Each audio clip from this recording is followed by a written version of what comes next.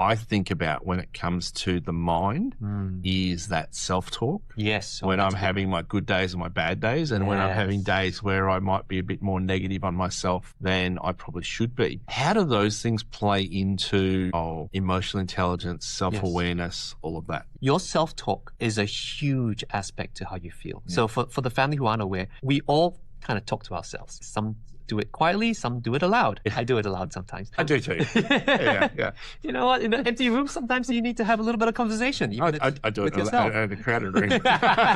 So you don't have to be like us, our family, but all of us, what I often say is we play out a narrative in our own head about our situations. And the powerful thing is that you yourself have control of that narrative. So for instance, if you are, let's take an example, if you're running late to a meeting, what narrative are you playing in your head? Are you telling yourself, oh my goodness, I'm going to be late. I'm going to be late. It's going to be so bad. I'm going to walk in. They're all going to look at me and laugh at me and say, you couldn't even make it on time.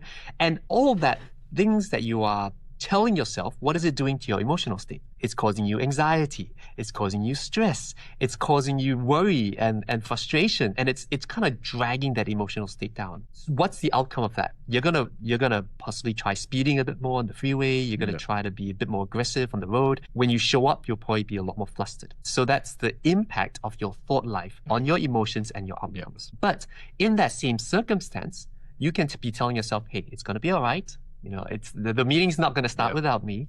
I'm going to take as long as I need to take to get there, and I'd rather get there safely and with a peaceful mind than all flustered and potentially get into an accident. And you can be telling yourself these things. That self-talk has an impact on how you feel. As opposed to the first instance where you're flustered and stressed and anxious, you can be a lot more calm, a lot more collected, a lot more. You can maybe even while you're driving, distract yourself by saying, what do I need to say in this meeting? You know, who do I need to engage with? And kind of play it out in your mind. By having a little bit of control on your thought life, that has a huge impact on how you feel.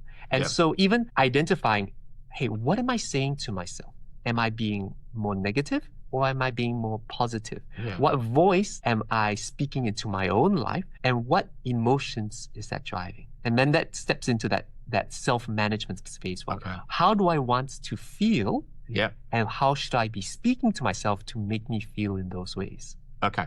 So there's a couple of things here.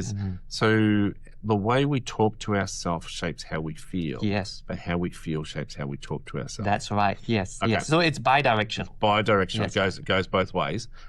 There's a biblical verse that talks about out of the overflow of the heart the mouth speaks, you talk about feelings and what comes out. But then there's also be transformed by the renewing of your mind. That's right. And to present your body as a living sacrifice, holy and perfect to God. Yes. So it's about how do we change the way we think, and then also how do we change what's happening internally with us. That's right. If they're bi-directional, what happens in that space if I'm just feeling hangry? Yes. All right. So let's go over to the body side of it. Okay. So hunger is a physical condition. All right. And that then has an impact on your emotional states. For some of us more than others. I know for myself personally, I need to eat at certain times in the day or I will get grumpy. And that's part of self-awareness, right? Some people don't get that problem. I know of people who don't even realize they're hungry and suddenly start getting fainty and go, oh, that's right. I haven't had lunch today. For me, that's not a problem. I know when I'm hungry. So be aware that your body has an impact on your emotional state, and hangriness is an example of that. Some other aspects might be, well, what is your hydration like? Very often, I've got a 6-year-old daughter.